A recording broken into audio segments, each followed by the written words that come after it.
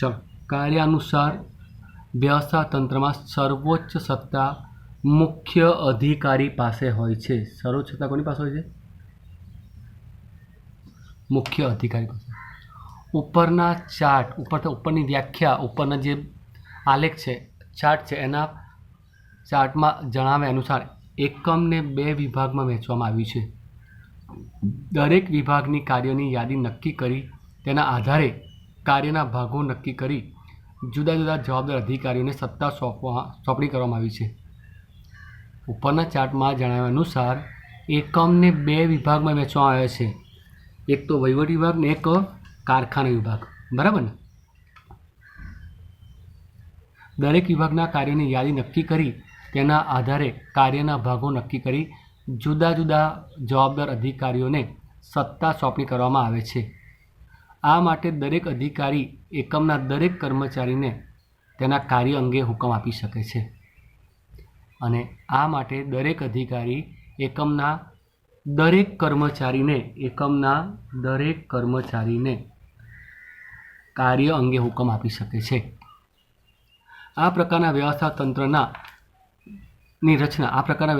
रचना वखते खास ए ध्यानमां राखवुं जोईए कि कोईपण कार्य सोंप्या विनानुं रही न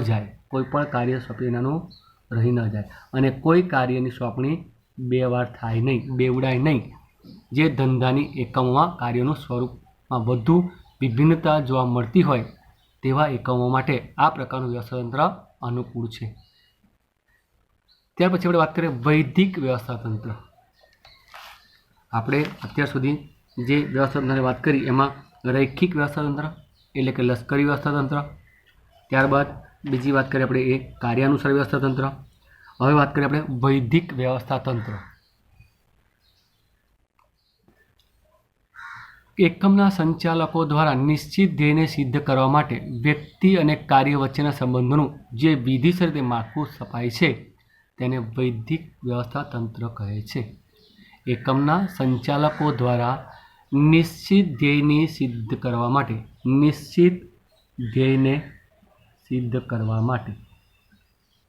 कार्य व्यक्ति अने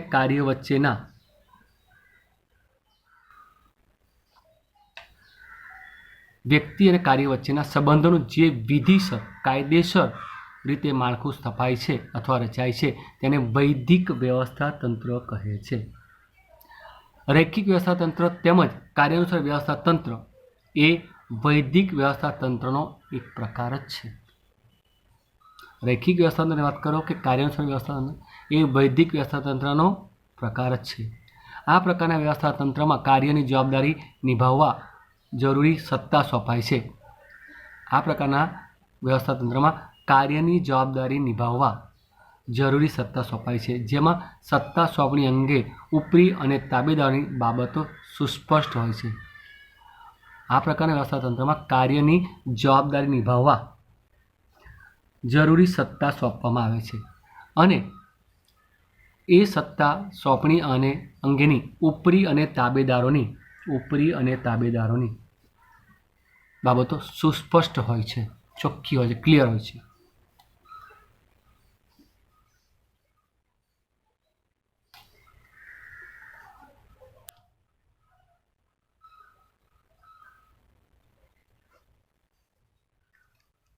હવે વૈદિક વ્યવસ્થાપનના લક્ષણો તફાવત બી આવશે, તફાવત બી સેમ જ છે, આવડે એવો છે, પણ આપણે અહીંયા વાત કરીએ વૈદિક વ્યવસ્થાપનના લક્ષણો। પેલું વૈદિક માળખું। કેવું માળખું છે આ વૈદિક? નિશ્ચિત ધ્યેયને સિદ્ધ કરવા સંચાલકો સભાનતાપૂર્વક વૈદિક માળખાની રચના કરે છે। વૈદિક વ્યવસ્થાતંત્રની લાક્ષણિકતામાં પહેલું વૈદિક માળખું। નિશ્ચિત ધ્યેયને સિદ્ધ કરવા સંચાલકો સભાનતાપૂર્વક વૈદિક માળખાની રચના કરે છે। अपरिवर्तनशील। आ प्रकारना व्यवस्थातंत्रमां कर्मचारीनुं स्थान मोटे भागे अपरिवर्तनशील होय छे, फिक्स होय छे। कर्मचारीनुं स्थान एकवार निश्चित कर्या बाद एने जवल्ले मतलब भाग्ये ज तेमां फेरफार जोवा मळे छे। तीजो मुद्दो, उपरनी ઉપરથી નીચે સત્તાની સોંપણી. સત્તાની સોંપણી હંમેશા ઉપરથી નીચે હોય. સત્તાની સોંપણી ઉપરી અધિકારી દ્વારા કરવામાં આવે છે અને તેનું સ્થાન ઉપરથી નીચે તરફ હોય છે. મોટું કદ. વૈદિક વ્યવસ્થાતંત્રનું માળખું મોટું કદ ધરાવતું હોય છે. વૈદિક વ્યવસ્થાતંત્ર માળખું કેવું હોય? મોટા કદનું હોય, નાનું નહીં, મોટું કદ ધરાવે. ચોક્કસ સંબંધો. વિધિસર રીતે માળખાની રચના થતી હોવાથી કર્મચારી વચ્ચેના સંબંધો ચોક્કસ હોય છે. માહિતી સંચાર. માહિતી સંચાર એ વૈદિક પ્રકારના માર્ગ દ્વારા જ માહિતી સંચાર એ વૈદિક પ્રકારના માર્ગ દ્વારા ઉપરથી નીચે, અને અવૈદિક માહિતી સંચારને કોઈ સ્થાન નથી. અહીંયા અવૈદિક માહિતી સંચાર સ્થાન નથી. વિધિસર જ માહિતી સંચાર થાય. હવે આપણે વૈદિક વ્યવસ્થા, હવે અવૈદિક. વૈદિક વ્યવસ્થા તંત્રમાંથી અવૈદિક વ્યવસ્થા તંત્રનો જન્મ થાય છે. એટલે કે વૈદિક વ્યવસ્થા તંત્ર, અવૈદિક વ્યવસ્થા તંત્ર એ વૈદિક વ્યવસ્થા તંત્રનો પડછાયો છે એવું કહી શકાય. કોઈ પણ સભાનતાપૂર્વકના હેતુ સિવાય સામૂહિક પરિણામોમાં ફાળો આપવા માટે આપોઆપ રચાયેલું આંતરિક માળખું એટલે અવૈદિક માળખું. કોઈ પણ સભાનતાપૂર્વકના હેતુ સિવાય સામૂહિક પરિણામોમાં ફાળો આપવા માટે આપોઆપ રચાયેલું આંતરિક સંબંધોનું માળખું એટલે અવૈદિક વ્યવસ્થા તંત્ર. વ્યવસ્થા તંત્રમાં કામ કરતી વ્યક્તિઓ વચ્ચે અનિવાર્યપણે અમુક વિશિષ્ટ સામાજિક સંબંધોનો વિકાસ થાય છે. જ્યારે કર્મચારીઓ સાથે કામ કરતા હોય ત્યારે ચોક્કસ અમુક વિશિષ્ટ સામાજિક સંબંધો વિકાસ પામતા હોય છે. As a friendship, as a એક સંબંધ એમના, રાઈટ. તો આવું થતું હોય છે જનરલી.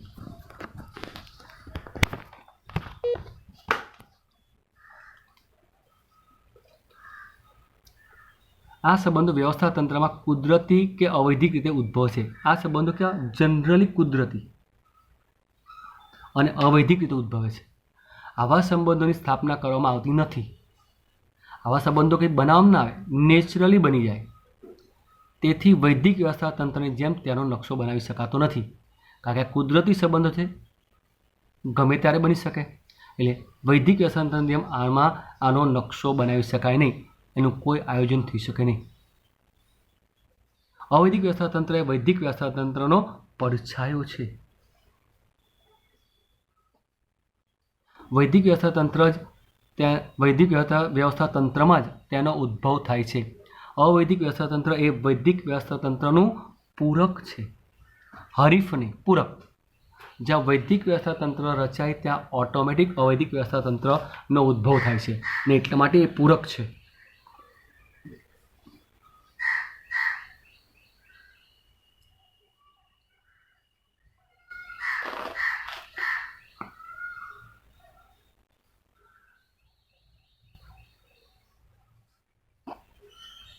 હવે અવૈદિક વ્યવસ્થા તંત્રની લાક્ષણિકતાઓ જોઈએ મિત્રો. તો પહેલું અવૈદિક માળખું. પહેલું આ પ્રકારના વ્યવસ્થા તંત્રનું માળખું અવૈધિક હોય છે. અહીંયા કોઈ વિધિસર કાયદેસર કોઈ કાર્ય હોતું નથી, જે આંતર સંબંધોમાંથી ઉદ્ભવે છે. આ પ્રકારના વ્યવસ્થા તંત્રનું માળખું અવૈધિક હોય છે અને કોઈ પણ આંતર સંબંધોમાંથી તે ઉદ્ભવે છે. એક જ ઉદ્યોગમાં અથવા એક જ ઔદ્યોગિક એકમમાં કાર્ય કરતા કર્મચારીઓમાં સમાન ધ્યેયની પ્રાપ્તિ માટે કુદરતી રીતે આ માળખાની રચના થાય છે. એક જ ઔદ્યોગિક એકમમાં કાર્ય કરતા કર્મચારીઓમાં સમાન ધ્યેયની પ્રાપ્તિ માટે કુદરતી રીતે આ માળખાની રચના થાય છે. બીજો મુદ્દો, માનવ વર્તણૂક પર આધારિત. આ પ્રકારનું વ્યવસ્થા તંત્ર માનવ વર્તણૂક પર આધારિત છે. માનવનો સ્વભાવગત આ વ્યવસ્થા તંત્ર રહેતા છે. એક સમાન લાગણી, અભિરુચિ, મૂલ્યો, શોખો, ટેવ અને માન્યતા ધરાવતા વ્યક્તિઓ દ્વારા વૈદિક માળખામાં અવૈદિક જૂથો રચવામાં આવે છે. એક સમાન લાગણી, અભિરુચિ, મૂલ્યો, શોખ, ટેવો અને માન્યતા ધરાવતા વ્યક્તિઓ દ્વારા વૈદિક માળખામાં અવૈદિક જૂથો રચવામાં આવે છે, જેને આધારે વ્યવસ્થા તંત્ર રચાય છે. પરિવર્તનશીલ, પેલું પરિવર્તન અવૈધિક વ્યવસ્થા તંત્રનું માળખું સંપૂર્ણ રીતે પરિવર્તનશીલ હોય છે. કર્મચારી કોઈ પણ એકમ વિભાગમાંથી બીજા વિભાગ કાર્ય માટે ફેરબદલ થાય છે. અવૈધિક માળખું એ સંપૂર્ણપણે પરિવર્તનશીલ છે. કર્મચારીઓને અને કોઈ પણ એકમ વિભાગમાંથી બીજા વિભાગમાં કાર્ય માટે ફેરબદલાઈ થાય છે ત્યારે નવેસરથી માનવ સંબંધોમાં ફેરફાર થાય છે અને તેને કારણે અવૈધિક વ્યવસ્થા તંત્રમાં ફેરફાર થતા જોવા મળે છે. વૈદિક વ્યવસ્થા તંત્ર મુજબ એક કર્મચારીની બદલી બીજે એક વિભાગમાં કરવામાં આવે તો ત્યાં આગળ માનવ સંબંધોને કારણે ત્યાં ઓટોમેટિક અવૈધિક વ્યવસ્થા તંત્ર ઉદ્ભવે છે અને એમાં ફેરફાર પણ થાય છે. સાર્વત્રિક અવૈધિક વ્યવસ્થા તંત્ર દરેક જગ્યાએ જોવા મળે. અવૈધિક વ્યવસ્થા તંત્રમાં કર્મચારીઓ વચ્ચે માહિતી અવૈધિક વ્યવસ્થા તંત્રમાં કર્મચારીઓ વચ્ચે માહિતી સંચાર સાર્વત્રિક અવૈધિક વ્યવસ્થા તંત્ર એ સાર્વત્રિક છે, દરેક જગ્યાએ જોવા મળે છે. માત્ર ઉદ્યોગો નહીં પરંતુ સમાન હિતો અને મૂલ્યો ધરાવતા દરેક માનવીય પ્રવૃત્તિઓમાં અવૈધિક વ્યવસ્થા તંત્રની હાજરી જોવા મળે છે. અવૈધિક માહિતી સંચાર અવૈધિક વ્યવસ્થા તંત્રમાં કર્મચારીઓ વચ્ચે માહિતી સંચાર અવૈધિક રીતે જ થાય છે. મોટે ભાગે તે મૌખિક સ્વરૂપમાં હોય છે, જ્યારે વૈદિકમાં લેખિત સ્વરૂપમાં હોય. અહીંયા મૌખિક સ્વરૂપમાં હોય અને મોટે ભાગે મૌખિક સ્વરૂપમાં. તેથી તે હકીકતો કરતાં અભિપ્રાયનું પ્રમાણ હોવાની શક્યતા વધી જાય છે. તેથી તેમાં હકીકતો કરતાં અભિપ્રાયનું પ્રમાણ હોવાની શક્યતા વધી જાય છે અને અવૈધિક વ્યવસ્થા તંત્રમાં માહિતી સંચાર અત્યંત ઝડપી હોય છે. નાનું કદ, પેલું મોટું આ નાનું કદ. મોટે ભાગે અવૈધિક વ્યવસ્થા તંત્રનું કદ નાનું હોય છે કારણ કે તે વ્યક્તિગત સંબંધો પર આધાર રાખે છે. વળી તે સભ્યો વચ્ચે આંતર પ્રક્રિયાનું પરિણામ છે. આના અંદરના જે સંબંધો છે, આંતર પ્રક્રિયા છે, એનું એ પરિણામ છે. જે સંખ્યામાં ઘણા જૂથ હોય છે અને આ જે સંખ્યા એમાં ઘણા બધા જૂથ હોય છે, પરંતુ કદમાં પણ નાના પ્રકારનું વ્યવસ્થા તંત્ર છે. કદ નાનું. અંકુશનો અભાવ. વૈદિક વ્યવસ્થા તંત્ર અંકુશ મૂકવો પડે. અહીંયા અવૈધિક વ્યવસ્થા તંત્ર અંકુશની જરૂર નથી. અંકુશનો અભાવ.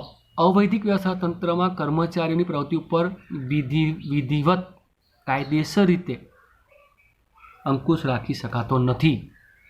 વ્યક્તિ સ્વેચ્છાએ પોતાના તથા સહકર્મચારીનું કાર્ય કરે છે. અહીંયા વ્યક્તિ સ્વેચ્છાએ અને પોતાના મનથી પોતાના સહકર્મચારીનું કાર્ય કરે છે. અહીંયા કોઈ અંકુશ હોય નહીં અને અંકુશ જરૂર પણ પડે નહીં. વૈદિક વ્યવસ્થા તંત્રને પૂરક. અવૈધિક વ્યવસ્થા તંત્ર એ વૈદિક વ્યવસ્થા તંત્રમાંથી જ ઉદ્ભવ પામતું હોવાથી કહી શકાય કે તે વૈદિક વ્યવસ્થા તંત્રને પૂરક છે અથવા વૈદિક વ્યવસ્થા તંત્રનો પડછાયો છે.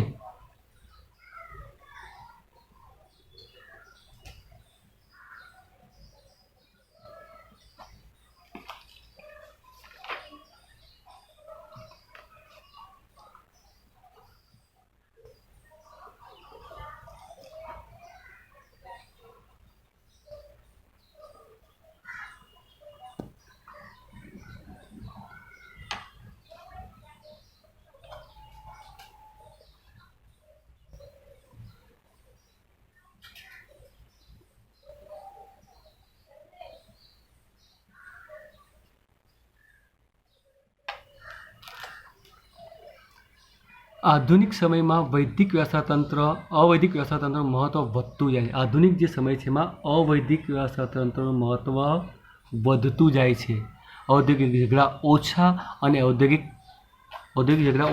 ઔદ્યોગિક શિસ્ત વધુ જળવાતી હોવાથી વ્યવસ્થા તંત્રનો આ પ્રકાર વધુ પ્રચલિત બન્યો છે. અહીંયા આ પ્રકારના અવૈધિક વ્યવસ્થા તંત્રમાં ઔદ્યોગિક ઝઘડા ઓછા થાય છે અને ઔદ્યોગિક શિસ્ત શાંતિ વધુ જળવાતી હોવાથી વ્યવસ્થા તંત્રનો આ પ્રકાર વધુ પ્રચલિત બનતો જાય છે. ત્યાર પછી પાંચમો પ્રકાર શ્રેણિક વ્યવસ્થા તંત્ર. શ્રેણિક વ્યવસ્થા તંત્ર એ વ્યવસ્થા તંત્રના આધુનિક સ્વરૂપનું વ્યવસ્થા તંત્ર છે. આધુનિક સ્વરૂપ વ્યવસ્થા તંત્ર બે અલગ અલગ પ્રકારના માળખા હોય છે. આ વ્યવસ્થા તંત્રમાં બે અલગ અલગ પ્રકારના માળખા હોય છે. એક સામાન્ય કદનું માળખું જે નિર્ણય પ્રક્રિયાનો ભાગ છે. એક સામાન્ય ક્રમનું માળખું જે નિર્ણય પ્રક્રિયાનો એક ભાગ છે. અને બીજું ટેકનિકલ પ્રશ્નોને ઉકેલ અંગેનું માળખું જે પ્રોજેક્ટ માળખું કહે છે.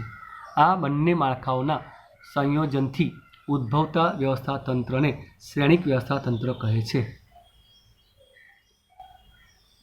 શ્રેણિક વ્યવસ્થા તંત્ર એ વ્યવસ્થા તંત્રનું આધુનિક સ્વરૂપનું વ્યવસ્થા તંત્ર છે. વ્યવસ્થા તંત્રમાં બે અલગ અલગ પ્રકારના માળખા હોય છે. આ વ્યવસ્થા તંત્રમાં બે અલગ અલગ પ્રકારના માળખા હોય છે.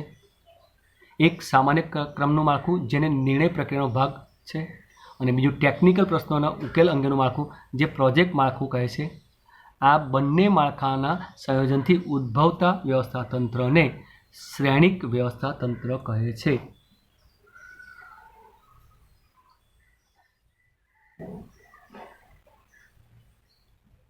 આમ શ્રેણિક માળખું એ કાર્યાનુસાર તેમજ પ્રોજેક્ટ વ્યવસ્થા તંત્રની લાક્ષણિકતાઓને સમાવતું આધુનિક પ્રકારનું વિશિષ્ટ માળખું છે. શ્રેણિક માળખું એ કાર્યાનુસાર તેમજ પ્રોજેક્ટ વ્યવસ્થા તંત્રની લાક્ષણિકતાઓને સમાવતું આધુનિક પ્રકારનું વિશિષ્ટ માળખું છે. આ પ્રકારના વ્યવસ્થા તંત્રમાં કાર્યાનુસાર વિશિષ્ટીકરણના લાભ મળી રહે છે તેમજ પ્રોજેક્ટ સંચાલન દ્વારા થતા લાભો પણ મળી રહે છે. એ બહુવિધિ હુકમ પદ્ધતિનો ઉપયોગ કરતું વ્યવસ્થા તંત્રીય માળખું છે. બહુવિધિ પદ્ધતિઓ, વધારે પદ્ધતિઓનો ઉપયોગ કરતું આ માળખું છે. રચના જોઈની શ્રેણિક વ્યવસ્થા તંત્રમાં કાર્યાનુસાર વિભાગીકરણ અને પ્રોજેક્ટ વિભાગીકરણનો સમન્વય જોવા. કાર્યાનુસાર વિભાગીકરણ અને પ્રોજેક્ટ વિભાગીકરણ આ બંનેનો સમન્વય જોવા મળે છે. આ પ્રકારના વ્યવસ્થા તંત્રમાં દરેક પ્રોજેક્ટ મેનેજર અલગ અલગ પ્રોજેક્ટની જવાબદારી સોંપવામાં આવે છે. આ પ્રકારના વ્યવસ્થા તંત્રમાં દરેક પ્રોજેક્ટ મેનેજરને અલગ અલગ પ્રકારની જવાબદારી સોંપવામાં આવે છે. પ્રોજેક્ટની જવાબદારી સોંપવામાં આવે છે. જેટલા પ્રોજેક્ટ હોય તેટલા પ્રોજેક્ટ મેનેજરોની નિમણૂક કરવામાં આવે છે. જેટલા પ્રોજેક્ટ હોય તેટલા પ્રોજેક્ટ મેનેજરોની નિમણૂક કરવામાં આવે છે. પ્રોજેક્ટ મેનેજરની જવાબદારી પ્રોજેક્ટ સમયસર તેમજ સફળતાપૂર્વક કરવાની હોય છે. પ્રોજેક્ટ મેનેજરની જવાબદારી પ્રોજેક્ટને સમયસર તેમજ સફળતાપૂર્વક પૂર્ણ કરવાની હોય છે. પ્રોજેક્ટ કાર્ય માટે જરૂરી નિષ્ણાતોનો સ્ટાફને જુદા જુદા કાર્ય વિભાગમાંથી પ્રાપ્ત કરવામાં આવે છે. પ્રોજેક્ટ જ્યારે ચાલુ હોય ત્યારે પ્રોજેક્ટ મેનેજર એ પ્રોજેક્ટ કાર્ય માટે જરૂરી નિષ્ણાતોનો સ્ટાફને જુદા જુદા કાર્ય વિભાગમાંથી મેળવે છે. આ રીતે મેળવેલા નિષ્ણાતોને જુદી જુદી ટુકડીઓમાં વહેંચવામાં આવે છે. દાખલા કે સંશોધન અને વિકાસ નિષ્ણાત, ઉત્પાદન રચના નિષ્ણાત, તકનિક નિષ્ણાત, કોમ્પ્યુટર નિષ્ણાત વગેરે. દાખલા કે સંશોધન વિકાસ નિષ્ણાત, ઉત્પાદન રચના નિષ્ણાત, તકનિકી નિષ્ણાત, કોમ્પ્યુટર નિષ્ણાત. આ નિષ્ણાતોને પ્રોજેક્ટ કાર્ય દરમિયાન જે તે વિભાગમાંથી મેળવવામાં આવે છે. પ્રોજેક્ટ પૂર્ણ થતાં તેમના મૂળ વિભાગમાં તેમને પરત મોકલી દેવામાં આવે છે. જેવો પ્રોજેક્ટ પૂરો થાય એટલે એમને એમના મૂળ સ્થાને પરત મોકલી દેવામાં આવે છે. કારણ કે પ્રોજેક્ટ અનુસાર માળખું છે. પ્રોજેક્ટ હોય ત્યારે એ પ્રોજેક્ટ મેનેજર જોઈતા કર્મચારીઓ મળે છે અને એનું પ્રોજેક્ટ પૂરો થાય એટલે એ કર્મચારી એમની પોતાની જગ્યાએ પાછા જતા રહે છે.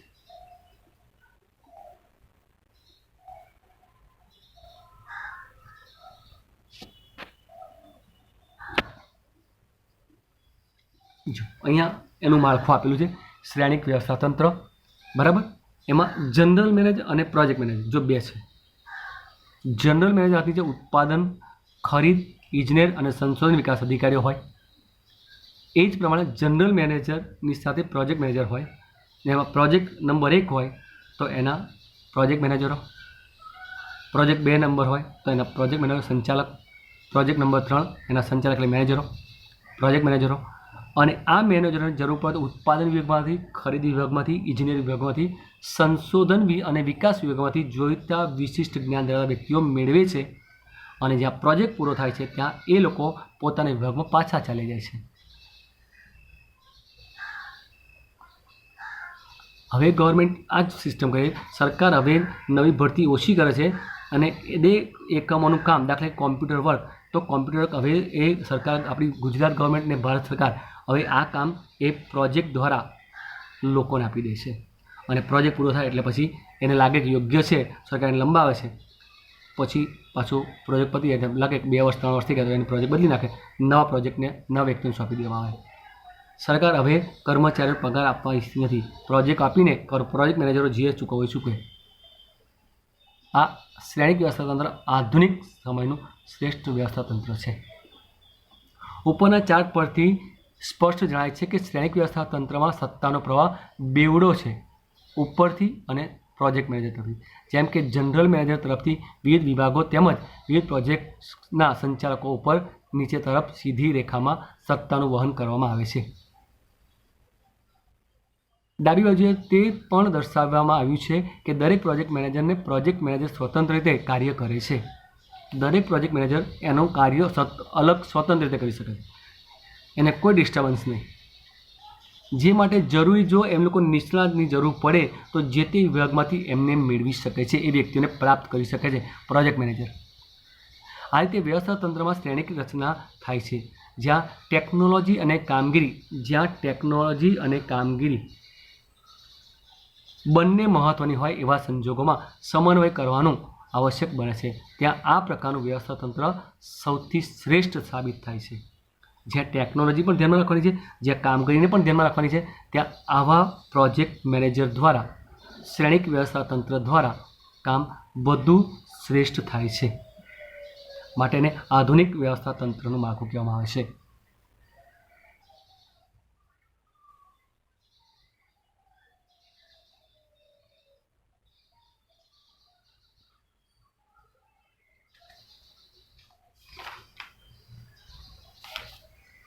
હવે મિત્રો વાત કરીએ આપણે વિકેન્દ્રીકરણ.